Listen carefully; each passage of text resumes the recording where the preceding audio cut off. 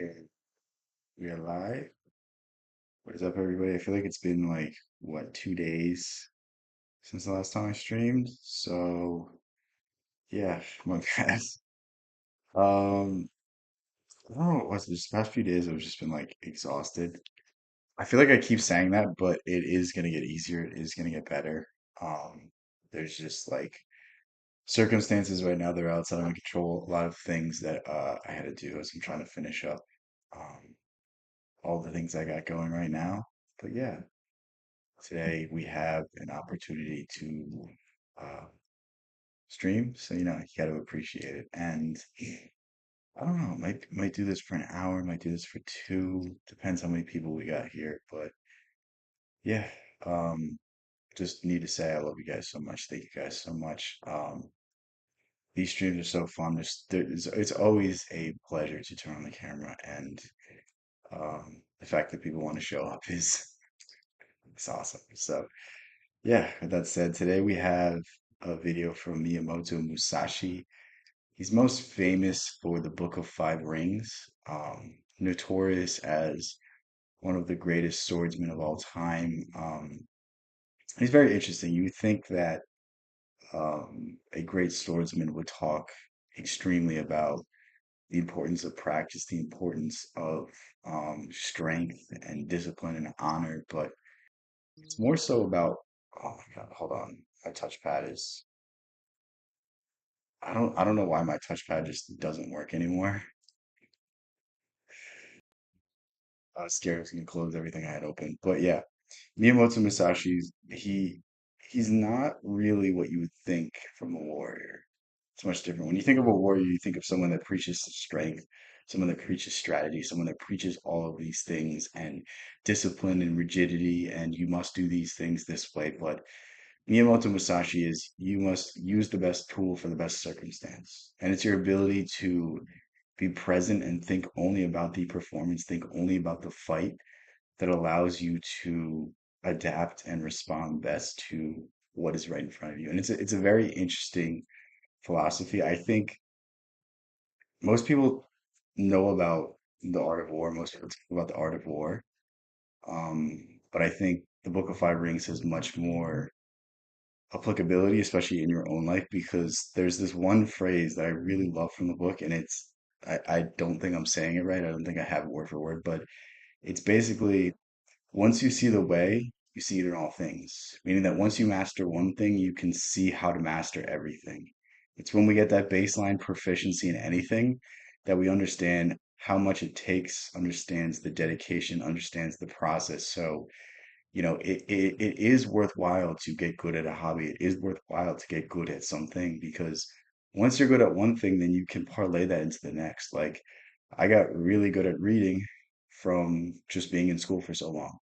And guess what I'm doing right now? I took the skills that I learned from reading cases, from reading case law, from reading statutes, and I applied it to more interesting things. And now I love reading philosophy. Now I love talking about these things. And it's being able to learn things and apply the same principles we learn from those things to new things that really, really, really speed up your development, really, really speed up your growth. So,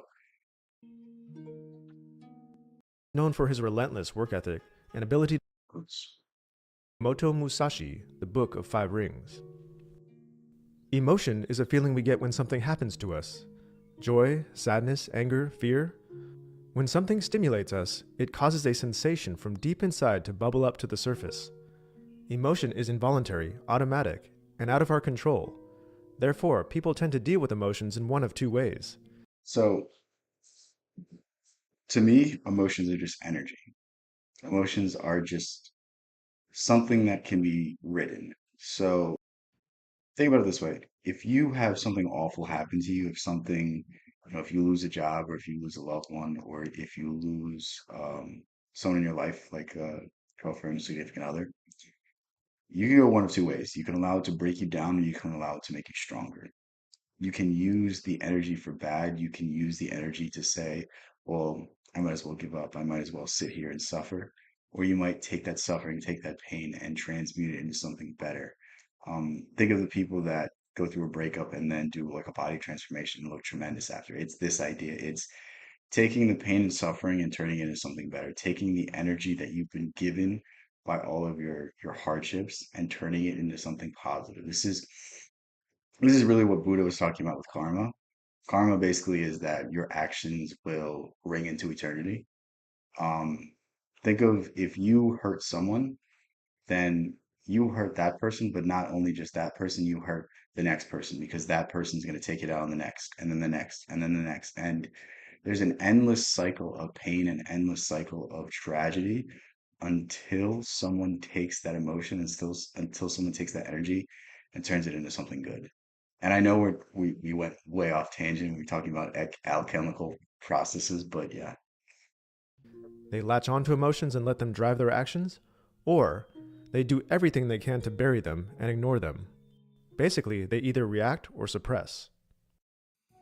A legendary samurai, Miyamoto Musashi, was aware of this false paradox, in which only one of two options exists. We find ourselves in an instinctual dilemma of fight or flight against our own emotions. So it's not just with emotions, it's with everything. Think of how every issue seems to have two sides. Every issue, it's if you don't agree with this person, you person. And this is the paradox of the world. The paradox of the world is that things aren't as they appear to be. Things are much more than they appear to be, yet we perceive them as what they are. We perceive them as what we can see them as. And this is, once you get past this linear thinking, then you are capable of expansion, you are capable of elevation.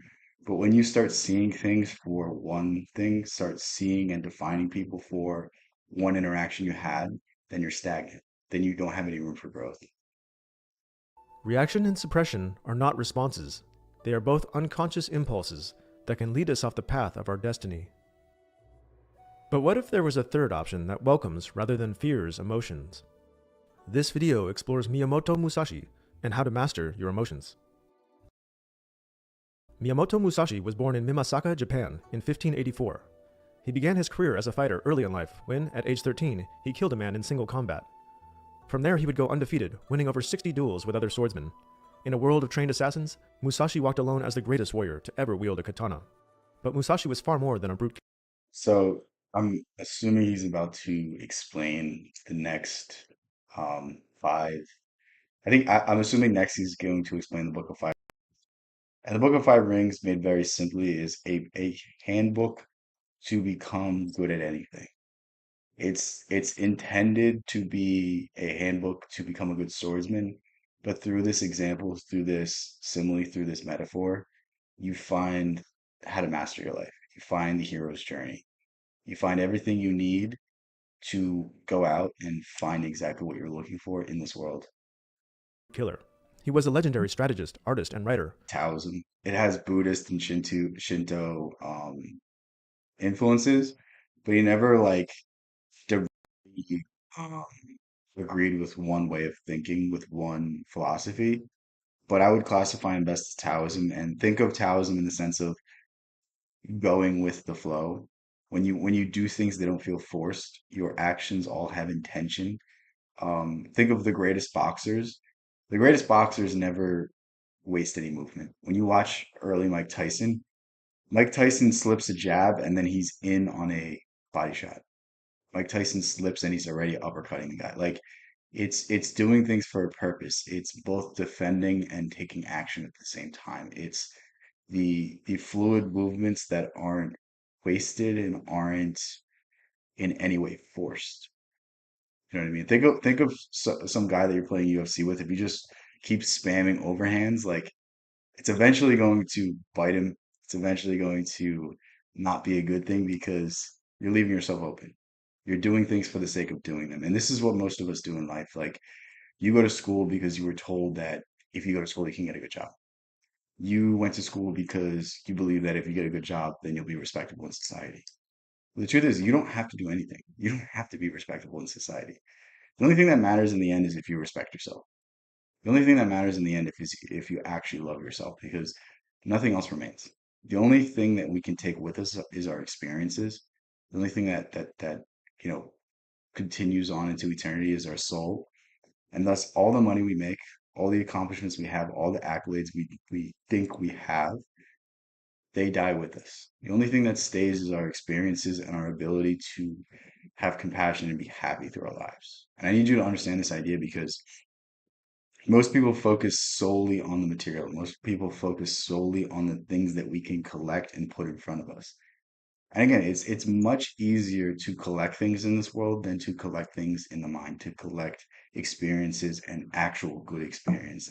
And this is the juxtaposition that I think we're coming up to in this modern day age because there's a almost cataclysmic movement against the material.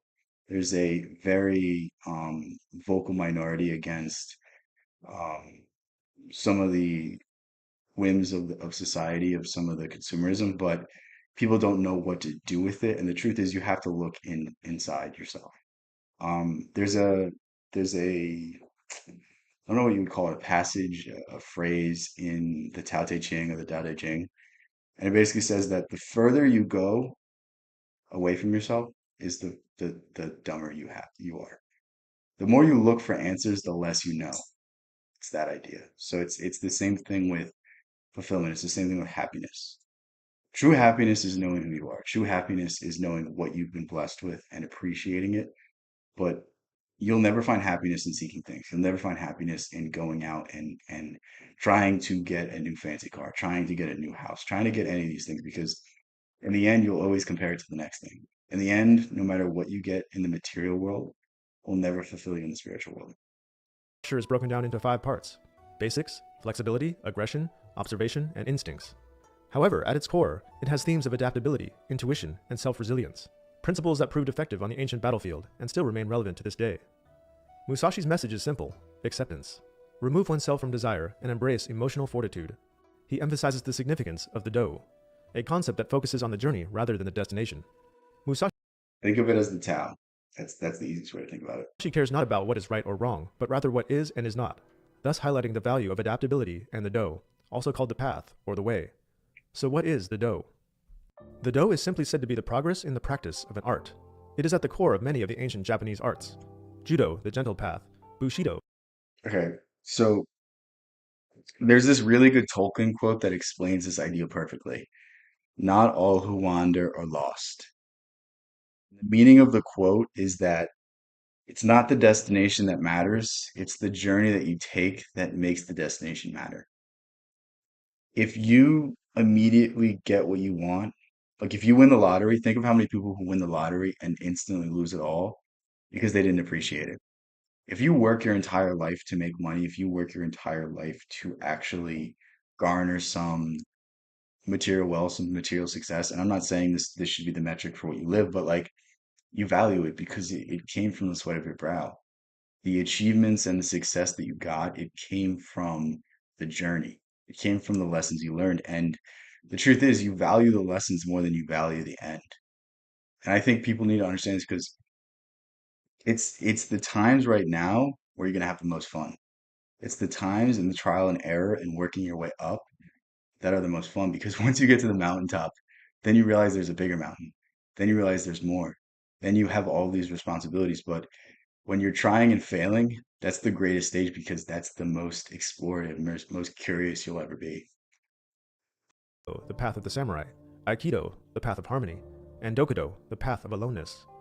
Musashi, the elite warrior he was, shaped his life around Fudo, the path of immovability. Considered less of a physical state, but rather mental. Fudo expresses mental stability, which must be pursued above everything. This is conceptualized in the Earth Scroll of the Mental stability in the sense that no matter what happens in the physical world, you'll not be swayed from your goals. You'll not be swayed from that you're seeking. And I'm using goals in a loose sense. I'm using goals in the sense of like fulfillment. Like we all have like some inkling of what we want to do out of life, what kind of um destiny it is that we seek, what kind of life we want to live. And it's not sacrificing, it's not compromising to get to this place. So like for me, I want to be creative. For me, I want to be a writer. I want to be something along those likes. And it'd be much easier for me to go the traditional route. It'd be much easier for me, and I'd have much more success and much more stability if I just went and did what everyone else is doing. But the truth is, that's not me. And it's understanding this aspect of yourself and understanding that you're gonna have to get punched in the face 1,000 times before you can ever punch the world back.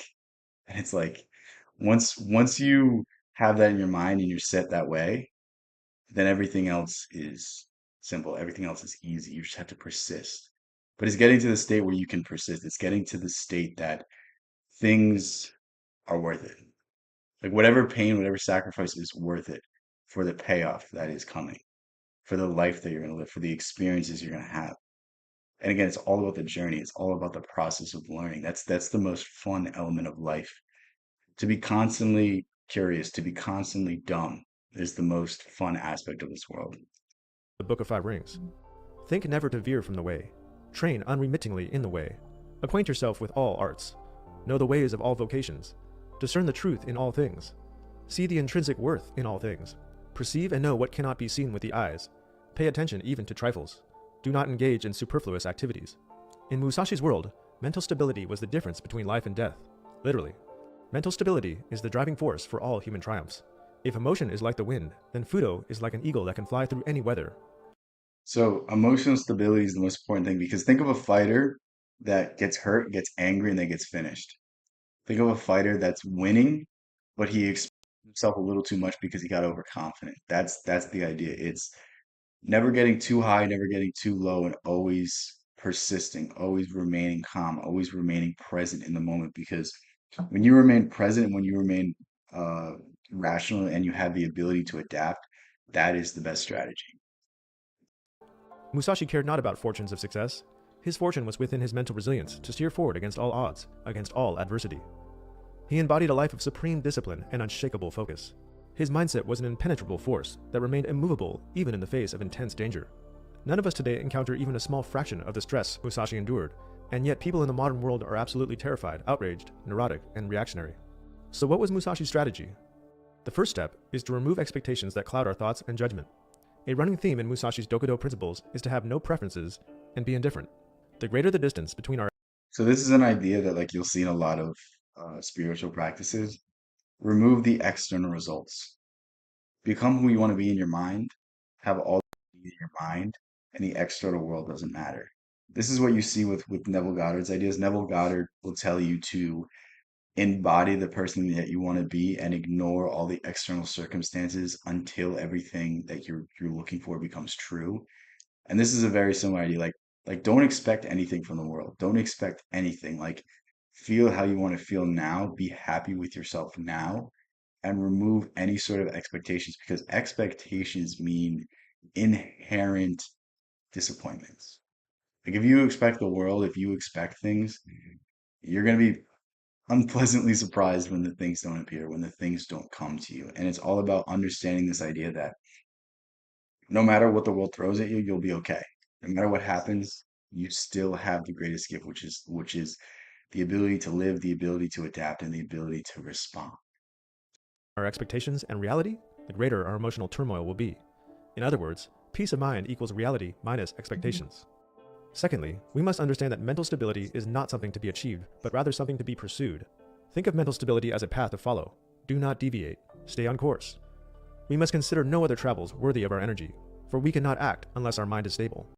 Think of people that wake up and immediately they turn on the news. They turn on something that's going to upset them. They look at things that they don't have, and you immediately start off your day ruining it. It's such a weird idea to me, but I feel like so many people in this world actively make themselves unhappy for the sake of drama, for the sake of feeling something. But the truth is, it's never going to fulfill you in the way that you think it is. Like you reading the news, you checking up on what's happening today is only going to distract you and is always going to take away time and energy from the things that really matter.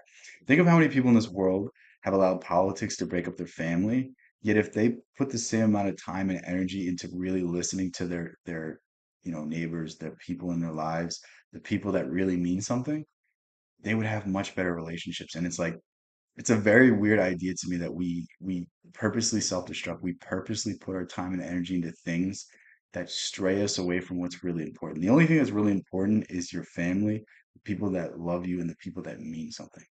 Everything else is meaningless in a grander sense. Everything else that can be changed in this world will soon change itself. Like the moment a revolution ends is the moment the next revolution starts. The moment the American government took power from the British government was the seeds of the next rebellion, was the seeds of the Confederacy. And it's the same thing. The moment the Confederacy ended was the moment the KKK started. Like it's just how things work. It's just human nature. Things are always going to change, but the only thing that remains is your personal journey. Is the path that you want to go down, is the path of finding yourself and finding meaning and happiness through the journey of life.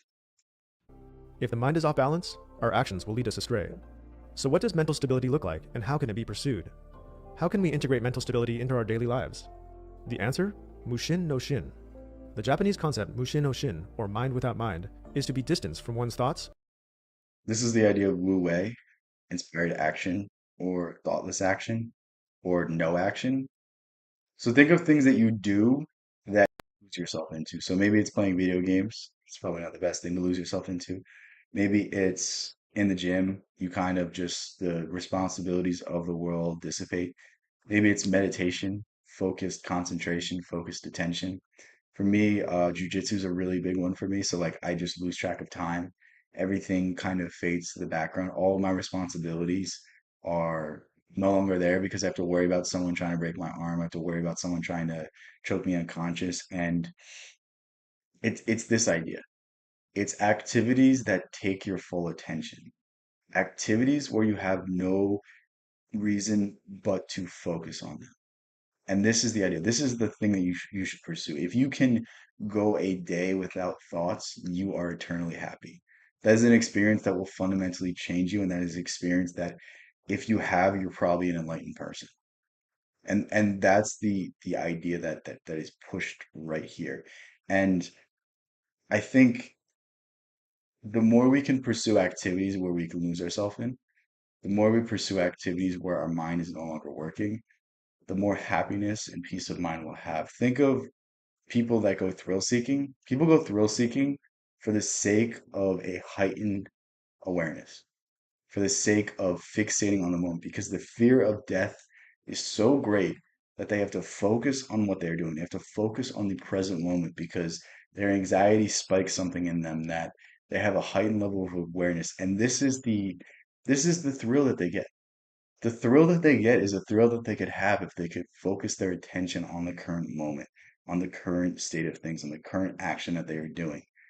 And this is the greatest secret in all of spirituality. This is the greatest secret in all of spiritual practices, that you could have the same level of fulfillment in every single second, yet you choose to distract yourself. Emotions, and ego. It is a separation of the higher self from the lower self. Mushin is a state where your mind is empty of all thoughts, desires, ideas, and assumptions. When your mind is clear, you are free from your ego and you are able to act consciously and fluently without emotion or hesitation. Mushin no Shin allows us the space to sit with our emotions and observe them as they float by. We can say, ah, there's that feeling again. Hello, darkness, my old friend. I know why you're here again. We no longer have to react or suppress. We acknowledge and integrate. Mind without mind creates awareness to quiet the ego and melt. So notice what he just said. You have to acknowledge and integrate. When you're feeling down, it's a response to something. And usually when you're feeling down, it's because you just felt up. And it's acknowledging this ebb and flow. It's acknowledging that this is the way of things and that any sort of success you have, you're going to be broken down even more so that you can rise up even higher next time. And it's accepting this aspect of things, it's accepting that your life just gets harder. So if you can't deal with what you have right now, don't ask for more. Don't ask for things to get better. Just be able to deal with your problems right now. That is that is one of the most inspiring ideas that the more you think about, the more you're like, wow, like I'm asking for my life to get harder right now. I'm asking for more responsibilities. I'm asking for things to change and change most likely for the worse, even though I can't deal with what I have right now. Because think of the world as preparing you for your future. Like you're thrown all of these challenges, you're thrown all of these things to become a stronger person for what's about to hit you next. This is Nietzsche's idea of amor fati. Love your fate. Love everything that happens to you because it makes you the strong and able individual that you are going to become. Expectations. In unison with mental stability, Fudo, mind without mind, Mushino Shin, allows us to respond rather than react. Reacting is getting angry when it rains, responding is grabbing an umbrella. Musashi was able to remain calm and rational in situations of extreme stress. This was put on display in his notorious duel with Samurai Sasaki Kojiro. As legend has it, Musashi and Kojiro were the two greatest swordsmen in Japan. From province to province, rumors swirled about who would win in a fight. A showdown was inevitable, and like two great heavyweight boxers, the samurais agreed to meet on a small island beach to settle the debate. Kojiro was lightning fast, his technique flawless, and many considered him the favorite. Musashi knew it would take more than strength and skill to beat Kojiro, so he deployed his psychological warfare. On the day of the fight, Musashi showed up 3 hours late and deliberately took his time approaching. This angered Kojiro. So what he's doing is he's trying to throw the person off their base. He's trying to evoke emotion. He's trying to test the limits of the other person's strength by not conforming to the rules of the duel, by not taking the conventional path. And this is really the exemplary of, you know, some of the things that are talked about in the art of war. Like the art of war is surmising the art of war would to be say like don't attack the enemy when you're weak and only attack the enemy when you're strong. And it's manipulating the circumstances to grant yourself that's going to make you the best fighter. That's going to make you the best combatant. To add further insult, Musashi showed up with a wooden oar instead of his usual sword, infuriating Kojiro even more. This was all part of the plan. With the sun at his back, Musashi calmly approached the shore and said, "You have already lost." Enraged and insulted, Kojiro attacked. He ran into the water, forgoing his speed advantage. He swung at Musashi, but the sun was blinding and he missed. With a single counterblow, Musashi struck Kojiro and slay him. He got the enemy to overextend and attacked when they overextended. He forced the enemy's hand. It's always a good strategy to force someone's hand. You can make them make a predictable action, then you can take measured counteraction. And this is why I love jujitsu so much because jujitsu is something that if you go against someone really good, you can't just win through sheer force. You can't win through sheer willpower. Because the moment you extend too much, you give them an option. You give them something to attack. You give them a way to gain space, a way to submit you, a way to break your limb. And it's almost I hate when people say it because it's I don't think it's a great analogy because I think chess is much more complex, but it's almost a chess game in a sense that the moment you try to attack so aggressively, you open yourself up to a counterattack. And that's really the most fun element of it. It's picking and choosing your battles. It's responding with the appropriate amount of force and not too much force or not too little force so that the person still gets what they want. And it's some of the coolest forms of combat for me because I think there's much less strategy, much less mind games when it comes to other martial arts. I think other martial arts you can rely much more on your speed, your size, your skill, your power. Whereas jujitsu is more a mental game than anything. It's more of a ability to adapt, ability to respond than anything. And again, I'm not saying that there's no response element to other martial arts, but I'm saying in jujitsu, at least to me, it seems like there's the most. Kojiro's ego betrayed him, and he let himself have an emotional reaction, which Musashi exploited. As the great Stoic philosopher Epictetus said, any person capable of angering you becomes your master. Okay. We're going to go over that quote because it's very important. Any person capable of angering you becomes your master. If I insult you and it upsets you to the point that you hold a grudge on me, I have probably forgotten about you, but I still hold a place in your head. I still control you. Osho has a great quote. People can only insult you if you allow them to, meaning that the exact response that we give indicates the amount of power that it has. So if you really want to get one up on someone, don't give them any power over you. Don't give them time of day. Don't give them any opportunity to hold even a single second in your brain. Because the moment they do is the moment that you have already lost. Musashi viewed a calm mind as a winning mind. He wanted us to think lightly of ourselves and deeply of the world. Being a witness to one's thoughts and feelings creates space for intention. How often has something triggered an unpleasant reaction from us, and our response is, well, that wasn't my intention? In such moments, we foolishly convince ourselves that accountability is only conceivable. So Musashi he's talking about a deep spiritual journey, but he's also talking about a creative journey. And that's the thing I don't think people quite understand is that creativity and spirituality are intertwined. You don't have one without the other. The greatest artists of all time also were great spiritual people. Maybe they don't recognize it, maybe they don't understand it, but the same thing that drives someone to be a spiritually inclined person is the same thing that drives someone to be a creatively inclined person. And we oftentimes like to think of creativity as art or poetry or painting or any sort of expression, but creativity can just be a feeling. Creativity can be an idea. Creativity can be applied in the most simplest of ways. Think of somebody that finds a new way to do something at their manual labor job. Like that's still creative. Creativity is just finding a different solution. It's finding a new way to do things. It's finding a new frame of thought. It's something that springs from us. It's a force, it's an essence, it's allowing life to flow through you.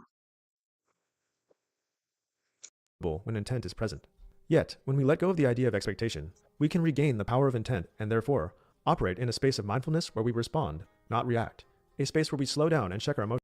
Where we respond, not react. So I really need to emphasize this idea of creativity because this is one of the most important discoveries that you'll ever have. The greatest things that have happened to humanity don't exist from cause and effect. They don't exist from mere observation. They exist from intuition. All of Jungian psychology is based from intuition. All of Einstein's ideas are intuition. All of Tesla's ideas are intuition. Spinoza, intuition.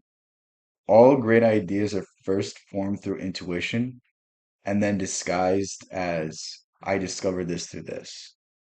And I promise you, you'll try to find an example, but I will find you where the idea sprung up from the mind and where the idea just came from somewhere that's beyond our explanation, beyond our comprehension. And this is the important aspect of this. This is why this is important for you because most people try to outwork people. Most people try to take well, I'm just going to grit my teeth. I'm going to do this. I'm going to do that. I'm not saying that hard work doesn't have its place, but hard work for the sake of hard work is not the approach. Hard work for the sake of creativity is the approach. Have the idea and then apply all of your effort, apply all of your soul to that. That's what I'm emphasizing. I'm emphasizing allowing the ideas to just come to you and then acting on those ideas, finding the creativity within yourself and then applying yourself to that. Because let's face it, like people will complain all day about the job market, but they're doing exactly what everyone else is doing.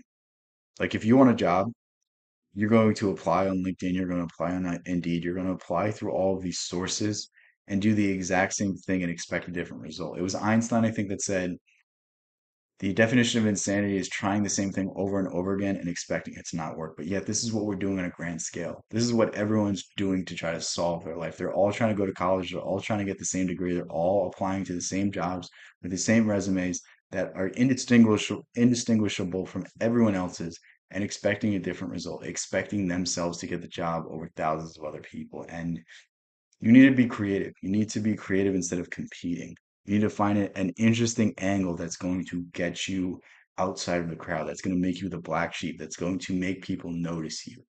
That's the idea I'm saying. Like, do something different, find a different way. If you have to find a unique way to get a connection with someone in order to get your foot in the door, then guess what? You just jumped ahead of the line and you did it through your own creative forces. You did it through your own intuition. You did it through your own ability to persist and own ability to find a unique and creative solution. And that's what I'm urging you to do. Emotions before they go unfiltered. The late great basketball star Kobe Bryant was a fond admirer of Musashi. Kobe understood the power of mental fortitude. He was known for his relentless work ethic and ability to shine under intense pressure. Kobe viewed mental fortitude as being able to detach oneself from our rampant imaginations. He says instead, allow the work put in through our practice to manifest itself in the game. And whether we win or lose, we still show up the following day and get to practice. Kobe's a great example of this too, because Kobe saw what everyone else was doing. Like Kobe was different from most people because Jordan was the same way. Kobe understood that everyone was working hard, but he was like, I'm going to do different things. Kobe was open to trying new things and open to failing. Like, I promise you that, like, whatever routine Kobe had, it was after relentless trial and error, and he found exactly what was going to set him apart from others. He found exactly the things that other people weren't doing that he was going to do that was going to set him apart. And that is the idea. It's finding the thing that you love, finding the thing that you can lose yourself in, and losing yourself in it. What's up, A? Again.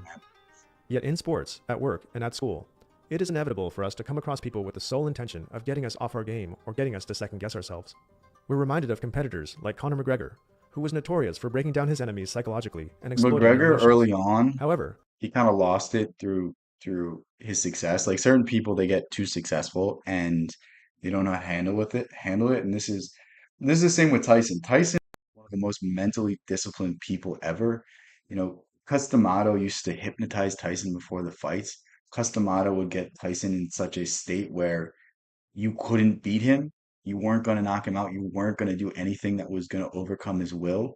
And McGregor was very similar. Like if you listen to McGregor speak early on in his career, he's talking about law of assumption. He's talking about a law of attraction, and he's talking about ideas that just put it in his head that he was unbeatable.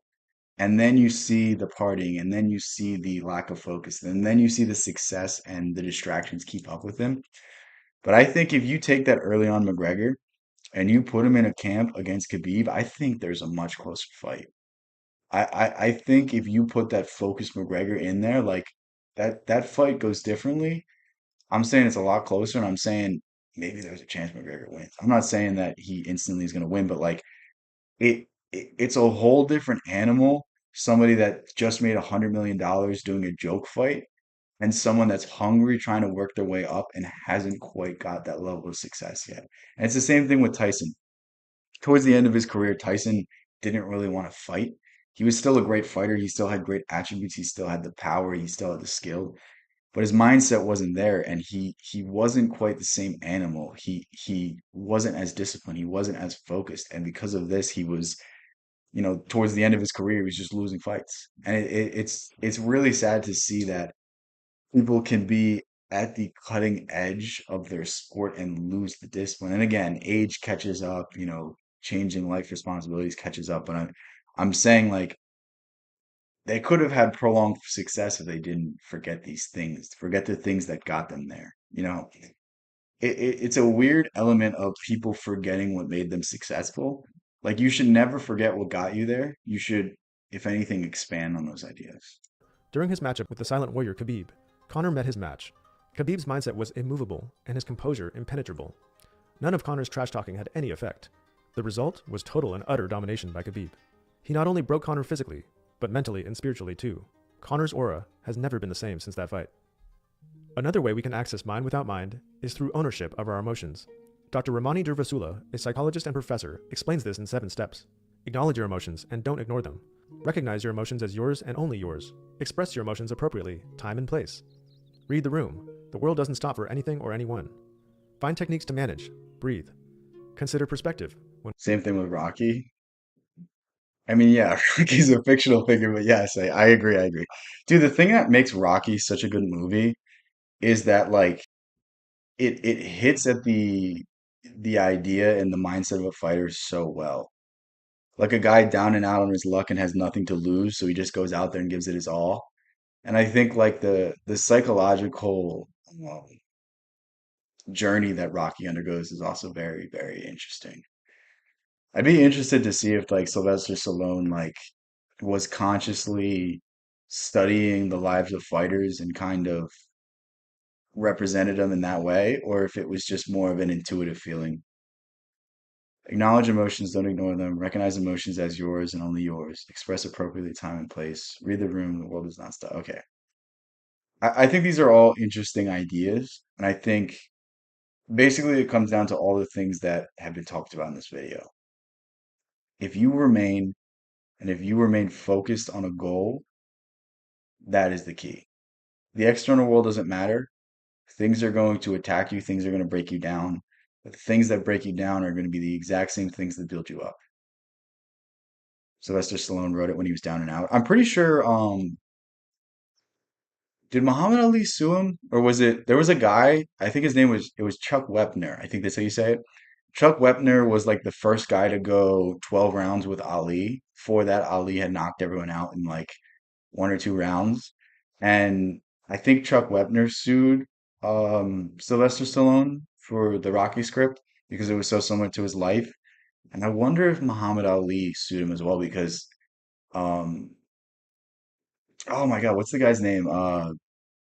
Adonis Creed is clearly Muhammad Ali. So clearly Muhammad Ali, but it'd be interesting to like, and again, I don't think Stallone could ever comment on these things because it would open him up to probably some litigation. So I probably that's probably why he's never exactly spoke about it, but it'd be interesting to hear exactly what his inspiration was. When we tick, others talk. Suppression is regression. Caging emotions only fuels them. As Sigmund Freud wrote, unexpressed emotions will never die. They are buried alive and will come forth later in uglier ways. Musashi That's very, very important. Unexpressed emotions will never die. They are buried alive and will come forth later in uglier ways. A lot of the basis for Freudian psychology. It's also a lot of the basis for Jungian psychology.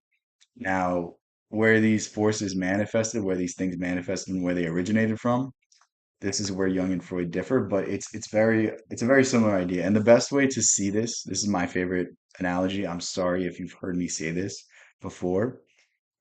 Think of when someone cuts you off in traffic and you're screaming at them, you're cursing their name, you're flipping them off, you're doing all these things, and like really they didn't do anything that was that bad. You know, they from their angle, they probably just, got in when they could get in. But in your mind, they're the worst person ever. And it's not really that you're mad at them. It's that they brought out the emotions that you haven't been expressing. They brought out your discontent with the world. They brought out with your discontent with your job or with your loved ones or an argument that you had earlier that went unresolved. Think of it in that way. This is how we're unconsciously reacting to people in our lives. And like when we can start to curtail these unreasonable reactions and when we can start to understand that the same thing's going on with other people, then we can start having better relationships with people. It's really such a transformational idea, but yet it's extremely difficult at the same time. spent the second half of his life reflecting, dedicating himself to the study of philosophy, meditation, and artistic development. Musashi recalls in the Book of Five Rings that in his 50s, he finally experienced full comprehension of the strategy. The level of understanding of the way was so deep that he was able to see the way in everything and in every detail of his life. He reached perfection in the art. Musashi, like after I don't know if he like officially retired. I don't know exactly the story, but for like the last like I think it was like 16 years, like he like sat in a cave and just wrote poetry.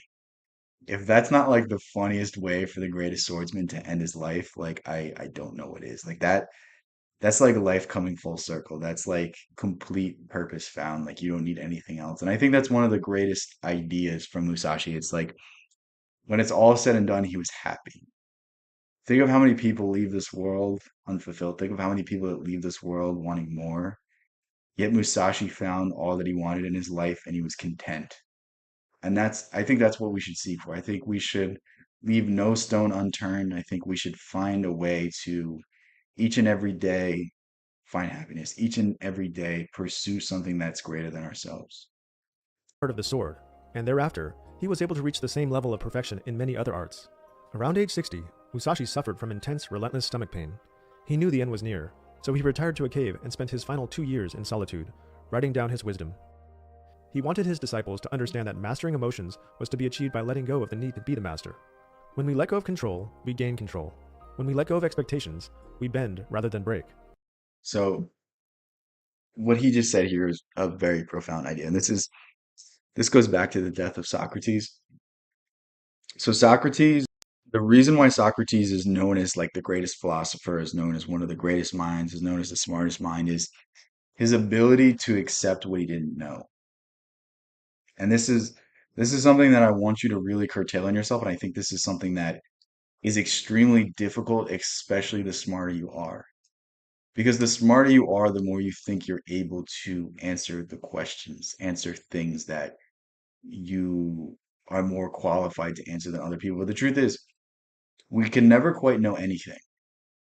We can never 100% have the solution, 100% have the answer. And it's our ability to get beyond our own bias and our ability to recognize where we fall short that allows us to be open for the best solution. Because think of someone that's wrapped up in one moral framework or another, like they can never quite answer the entire question because they can never get beyond their own programming.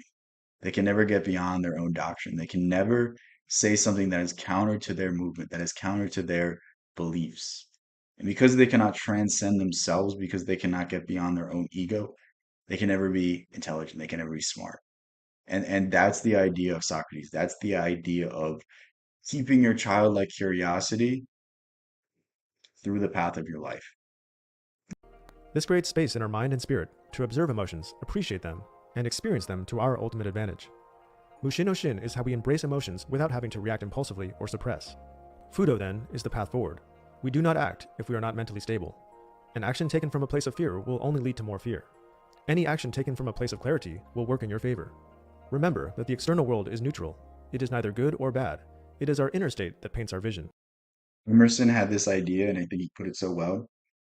In every circumstance, in everything that arises, in everything that the world throws at you, both equal parts good and equal parts bad. And usually the bad is more apparent.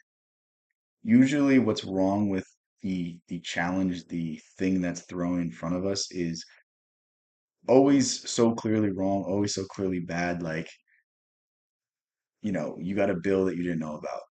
Well, of course it seems like a bad thing, but like in the grand scheme of things, the bill is not important. In the grand scheme of things, like you'll always be able to make more money, but it's you being able to juggle your finances, you learning the skills that comes with upkeeping whatever it is that the bill came with, like you being smarter with money, like that is a much greater lesson than whatever the material value you're losing is.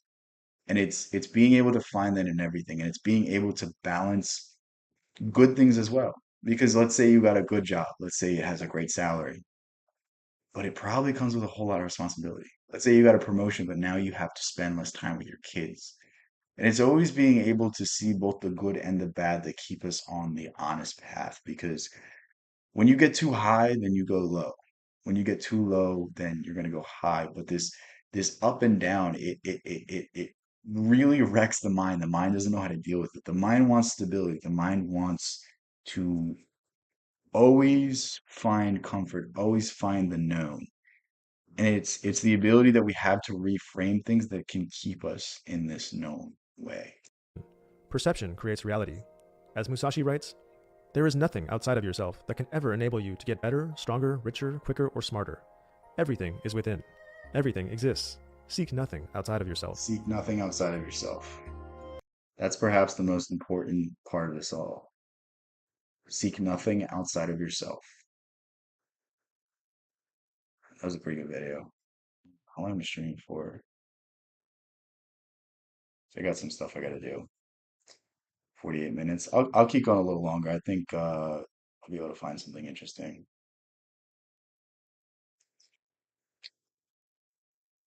What's the next one?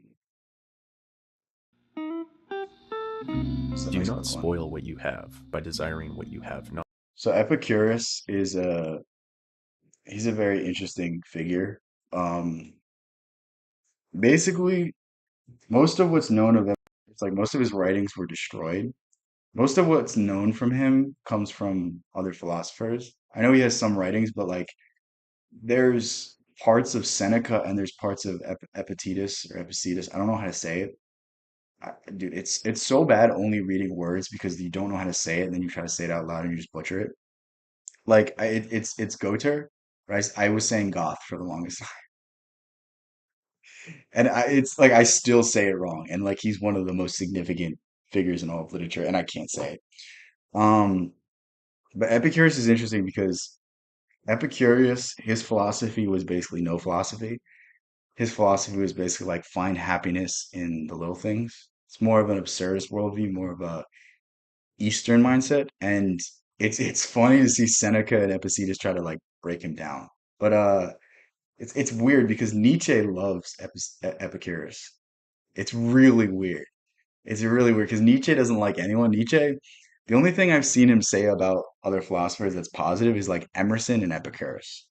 He says okay things about Schopenhauer, but basically Nietzsche's greatest idea, the will to power, is like a spit in the face of Schopenhauer. So, not. Remember that what you now have was once among the things you only hoped for.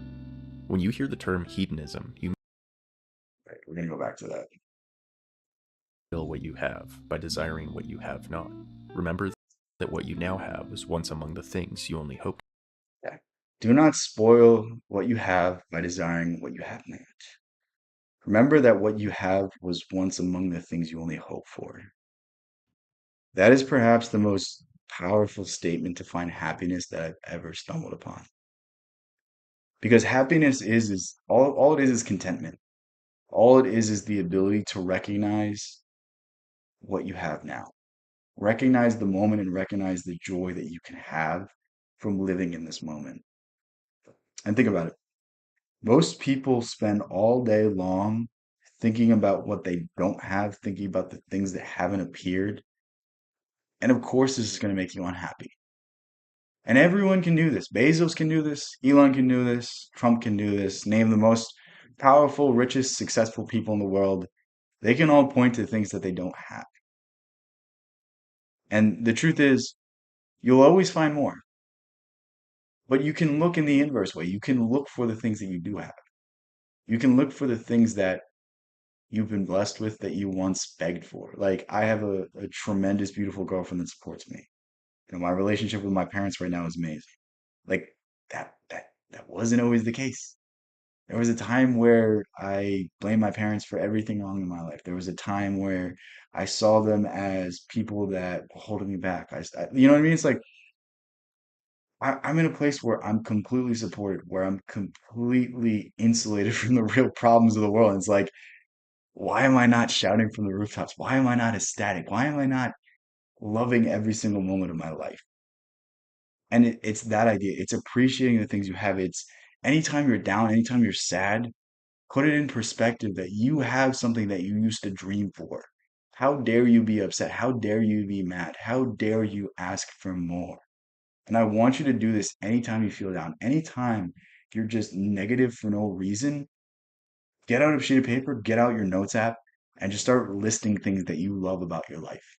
And I'll tell you what, it might not change things in the grand scheme of things. It might not make any difference, but the difference it makes is that you're now happy, is that you're now content, is that now you feel a sense of belonging and you feel a sense of gratitude for the things you've been blessed with. I promise you, if you're going through stuff right now, this is the most rewarding exercise that you can do because the way we frame our lives is the way our lives appear. What you see about the world, your mind will start to notice more of. Your mind is a tool of observation, and what you put your lens to, what you put it to focus on, is what you'll see more of. This is why people have differences in opinions because they view things in a different lens. So if you view things in a liberal lens, you're going to see things in a liberal lens. If you view things in a Republican lens, you're going to see things in a Republican lens. If you see things in a Christian lens, well, the solution to the world is Christianity. And it's like if you operate outside of those lenses, you believe the world is counter. You believe that that's the dumbest thing you've ever heard. But like understanding that this is how the mind works, you need to be very careful with the things you believe in. You need to be very careful with the things that you put your attention to. If you focus on the things that you lack, then you're gonna lack. If you put your attention to the things that you have, then you're already happy. Then you're already content. And guess what? We can always be discontent, but we can always be content. And I really need to emphasize this point because no one else, I feel like, is saying this. No one else is telling you to be appreciative of what you already have. Most of self-improvement is, look, I want this, so I'm going to work really hard for this. That's the worst thing to do because the moment that you get that thing is the next moment that you're unhappy. And the moment that you don't have those things, you're still depressed. You're still sad. The truth is you have everything that you need to be happy right now. and all you need to do is appreciate it. I'm not saying not to work to greater things. I'm not saying not to focus on greater things. But the truth is, you have everything to be happy right now and be happy right now throughout the process. Notes from the underground, even in the most perfect situation, humans still find a reason to meet. Yes.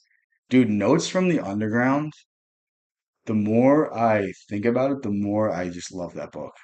Like I really should go back and reread that book. That book is it's like so funny because like a cursory reading of that, like the first time you read that and you don't really think about it, you're like, was Dostoevsky like insane? Was he like schizophrenic? But like really, like it's the greatest warning to like nihilism. It's the greatest warning to viewing things in a negative lens, to viewing things in the lens of woe is me. That's a really, really good point. Dude, Dostoevsky, the more you read him, the more you have to appreciate just his grand perspective of things. For. When you hear the term hedonism, you may envision someone passed out on an overdose of pleasure. Drugs, alcohol, and anything that gives you a fleeting sense of bliss is typically considered to be the hedonist's greatest friend. Epicurus, who consumed all of the works of the far more boring Plato and Aristotle, was the man behind this theory of hedonism. Plato's not boring. Aristotle is. Plato is like really esoteric in some elements. Plato basically sets up the framework for Spinoza, the framework for Einstein, the framework for quantum physics, and the Schrodinger's cat. Like that's literally what you can attribute Plato for. That's how deep his influences are. And calling him boring is kind of crazy to me. His style is also very interesting as well because he does it in the style of dialogues. Like most philosophers you read, it's like I'm telling you how to think. This is my essay, and you're going to read this and believe what I think based off of it. And again, that can be interesting based off the writer, but the vast majority of it's kind of just fluff. Whereas Plato kind of tells you what he thinks through the dialogue. So it's more of a story. It's more interesting in that manner. But Epicurus is very similar to like I haven't read Ayn Rand, but I'm assuming it's very similar. Like do what you want because it makes you happy. It's not like hedonism is the wrong word to apply to this because it's doing things that you know are good for you. Like you can go the hedonistic path and you'll find like short-term fulfillment, short-term happiness, but in the end, your soul's not going to be nourished. In the end, you didn't do things for the sake of good, you did things for the sake of happiness, short-term happiness, where it's more so like do things that you know are good for you and good for the world. Yes, like the modern conception of hedonism, Epicurus proposed that pleasure is the only worthy value. However, Epicurus believed in a specific form of pleasure that emerged from a simple life of pleasant conversation and good vibes, ataraxia, or inner tranquility. So, how can we achieve this simple life? Think of like Walden, like going out and living in the woods and living off the bare minimum and not needing things. That's what he talks about in terms of hedonism, like the absolute freedom to live without rules. But living without rules is not necessarily living and acting crazy. It's just not being bound to anything, not being attached to anything. Something not so great has happened in the last decade. You scream pleasantly. This is in Dude, it's like a contrast to many of 5 minute the other video and there's like a philosophies of 1 minute ad. Epicurus's That's time that were crazy. concerned with finding objective truth and solving metaphysical puzzles. Here are 3 claims made by Epicurus that may provide some guidance in living the good life. Firstly, Epicureanism does not follow the idea that we should seek pleasure at all times. Scheduling your entire day around playing video games, eating sugary foods, and whatever else makes you happy is far from what Epicurus was getting at. Instead, the Epicurean is primarily So reduce suffering first just means reduce anything that's going to make you too high and too low. So like you go on your you might get extremely happy for like 5 seconds when you see a TikTok, when you see a video that's highly edited, when you see something that is extremely pleasurable, but it's also going to leave a gap. It's also going to need a up and down. Think of when you drink. The more you drink, the more fun you have, the worse your day is the next day. And it's the ebbs and flows, it's the balance of things. And it's seeking fulfillment in the little things. It's seeking fulfillment in the small conversations, in the small actions, in reaping what you sow, in making your own food, in living your own life. It's not seeking things externally, it's seeking things in yourself. Concerned with reducing pain and reaching the aforementioned state of ataraxia. Everyday concerns and worries, such as relationship troubles, the sound your car makes, the economy, or a pile of dishes, all add up to create a foreboding amount of misery. Many think that if only they could get a vacation or win a lottery, they would be happy and escape these issues. But the Epicurean believes Think of the feeling when you go on vacation and you come back home and you're like, now I have to go back to the real world. It's like we all try to like avoid responsibilities and the roles of life, and we take ourselves too serious. What's up, Wild Roy? I think that's how you say it. I'm pretty good. How are you? that the path of happiness is firstly achieved by alleviating these concerns rather than pushing them aside in the pursuit of external goods. In other words, we need to confront suffering before we can pursue happiness.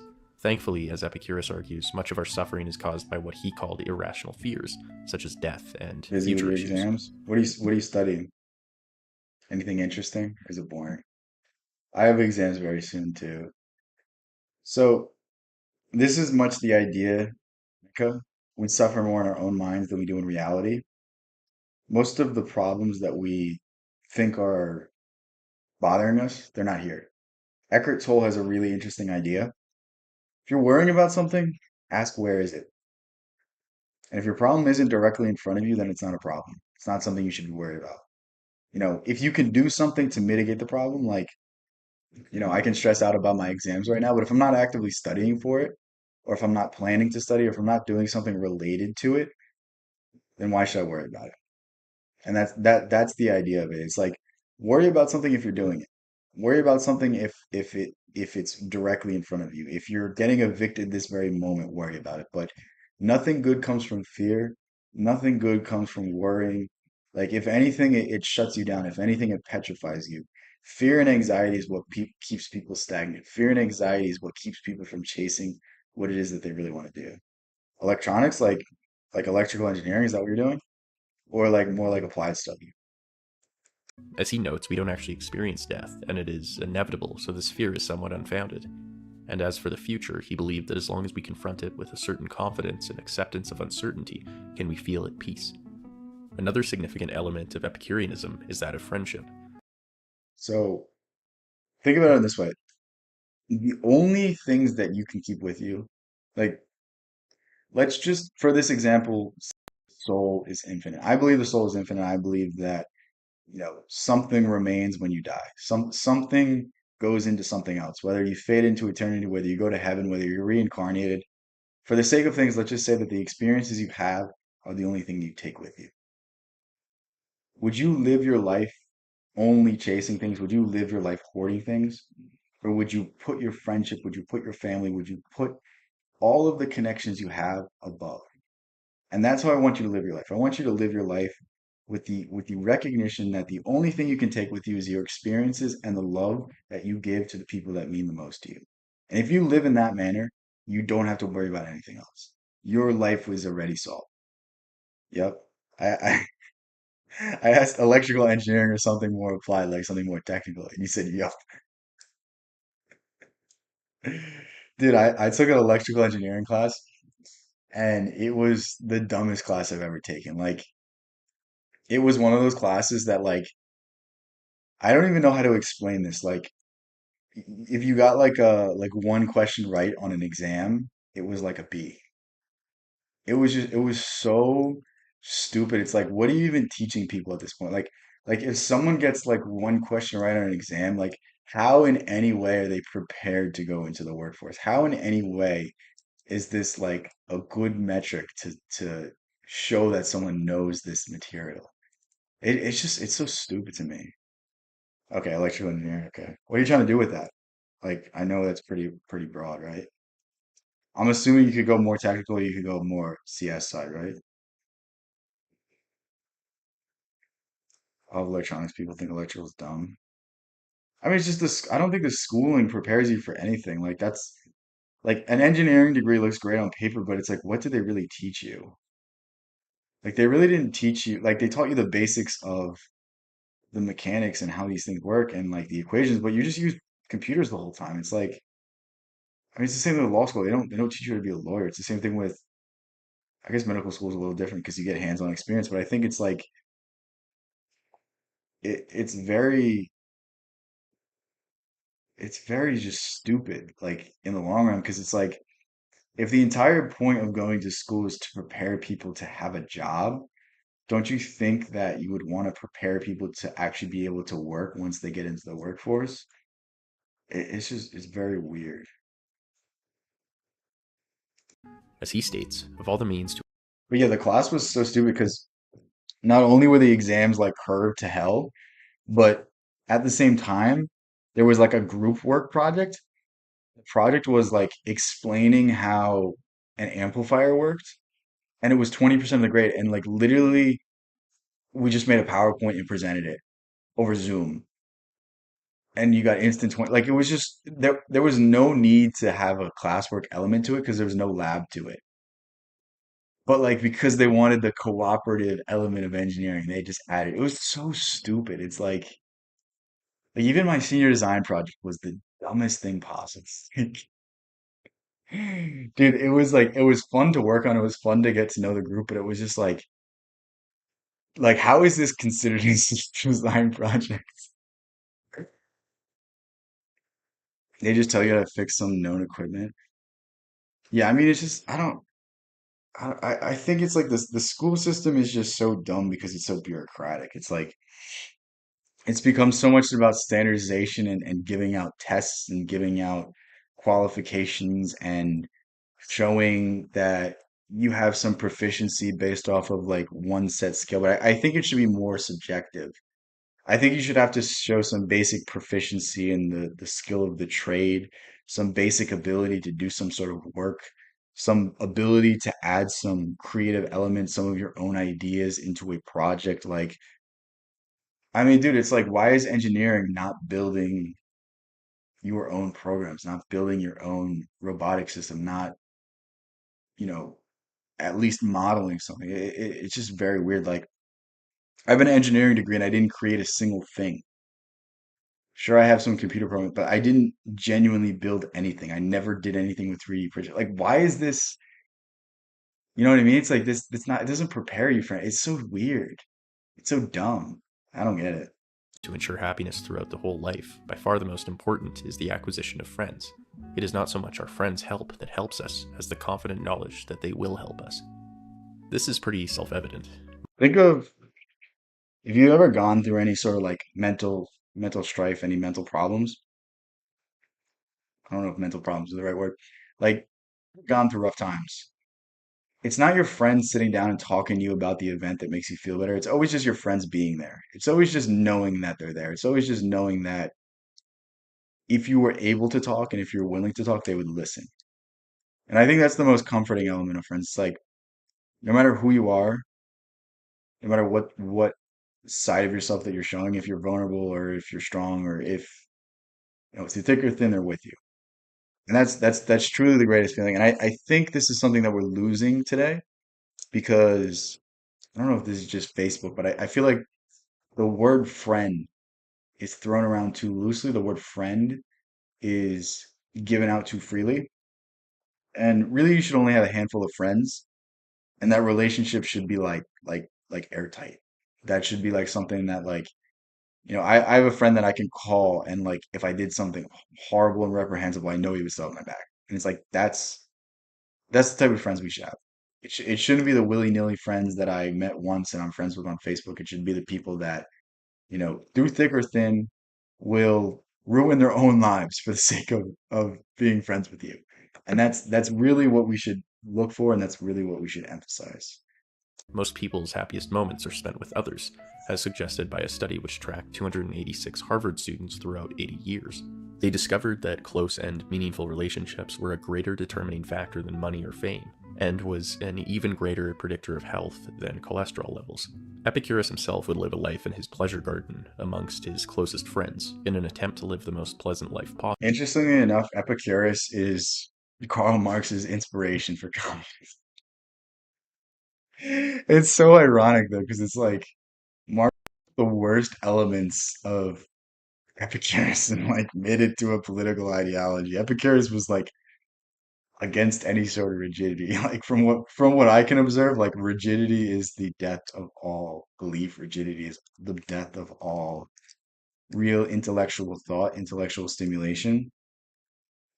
And to only get the political it's so stupid. Possible. Although we probably can't design our own coastal Eden filled with lush fruits and tempered by the sounds of the Mediterranean, we can always strive to strengthen and maintain these friendships. One of the most important principles of Epicureanism that is simultaneously so cliche and nonetheless One of the greatest things that you'll ever learn is if you could be happy in your head, no matter the circumstances in the outer world, you can find happiness, you can find joy, you can find appreciation, then nothing can harm you. And that's one of the greatest lessons that you'll ever learn, and that's something you should everyone should strive for. I just want to write anytime I feel like I want someone to talk instead I just daydream. It's not necessarily the wrong thing to do because like I know what you mean. Like sometimes I'll be daydreaming and I like want to write what I have because I know it's an interesting idea, but then it ruins the daydream. So like I think there's a benefit to daydreaming. rarely follow these days is that of being happy with what you have.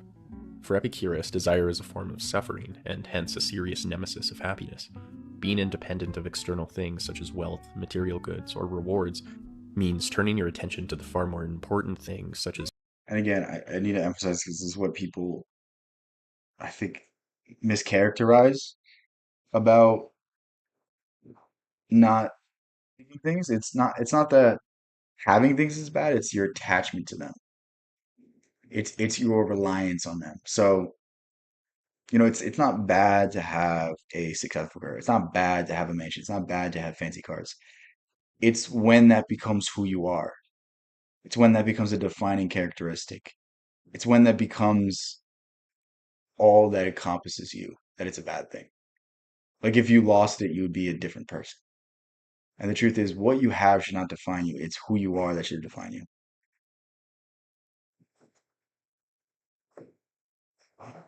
My opinion, I think talking to anyone is like talking to a complex character, which in the end won't understand. Dude, no one's gonna understand you because you can't understand yourself. That's like if you can't even look at yourself objectively and tell yourself exactly what's wrong with your life, how do you expect someone else to? And the truth is, we can't even view ourselves objectively, so why would anyone ever understand us? And it's like I don't think that's the right way to approach it. I think you should be more open to people being intuitive. I don't think anyone's ever going to quite understand you, but I think people can at least appreciate you. Okay. And it's like no one will ever understand my ideas. Like I bet you if I get any sort of success, I'm going to be mischaracterized instantly. And you just have to accept that. You just have to be okay with it. No one is ever going to understand my philosophy because I don't even fucking understand it. And it's kind of just laughing at that idea, not taking yourself so serious that I think you'll find the most solace in. But don't shut yourself off from other people because that's the worst way to go through things. I've been there. I've been at the stages where I don't want to talk to people and just understand it's a phase and just ride it. There's sometimes I don't want to talk to people. There's sometimes I don't want to interact with people. And then there's other times where I won't shut up, like right now. So don't be so rigid. Just be more open, be more accepting. And it's not just with other people, it's with yourself as well. pleasant conversation with your friends and loved ones. As he specifies, by pleasure we mean the absence of pain in the body and trouble in the soul. It is not an unbroken succession of drinking bouts and revelry, not sexual lust, not the enjoyment of fish and other delicacies of a luxurious table that produces a pleasant life. It is rather sober reasoning, searching out the grounds of choice and avoidance, and banishing those beliefs that lead to the tumult of the soul. Overall, Epicureanism offers an entire system of simple truths that continue to be confirmed by modern happiness research. lowering one's desire, value. So I like Epicurus so much because it's basically what I believe. It's very similar to Emerson, similar to Nietzsche if you can get beyond the I feel like Nietzsche is just so confrontational with his writing. I don't know if confrontational is the right way, but it's like he's so matter of fact of it that it makes him come off as brash. It makes him come off as arrogant, but he's hitting at the same points as Emerson. Um, Basically, when you find yourself, you find happiness. That's what that's what Epicurus talks about. And to find yourself is to find the bare minimum things that actually make you happy. I said like it probably like an hour ago now. There's a part of the Tao Te Ching that summarizes perfectly. The further you go to seek things, the further you are from the answer. The more you set out to find something, the more you lose sight of the fact that you already have everything. Each person can be eternally happy, eternally grateful, because we all have something that the rest of the world is looking for. I'm 6'6". I'm very healthy. I'm very athletic. I People seem to think I'm good looking. I think I'm okay looking. But like, you know what I mean? It's like I have characteristics that like people would die for. You have things in your life that people would die for. Maybe you were born with a silver spoon. Maybe you don't have any college debt. Like we all have something that we can point to, something we can look to that other people would die for. And it's like, how dare we look at our lives and say, woe is me? Because there's people right now in a trench. There's people right now at war. There's people right now in a whole lot worse circumstances. And it's very weird that we already have things that 10 years ago we would die for. 10 years ago, if you saw who you are today, you would be like, I'm eternally happy, and we're unhappy. And it's our ability to reframe things and see that we already have what we need to be happy that will give you all the answers you need. I don't think I can find a better way to end that. I feel myself starting to lose my voice, so I'm gonna head out. I don't need to. I should get some things done, so I'm going to end it with that. If you made it to the stream, I love you guys so much. It's a very fun stream today. If I have time again later, I'll try to do something quick again. Um, but yeah, thank you guys so much for tuning in. Thank you guys so much for taking time out of your day to listen to me speak because the fact that anyone wants to do that is very cool to me. So for that, I'm eternally grateful. Love you guys so much. Peace out. I'll catch you in the next one.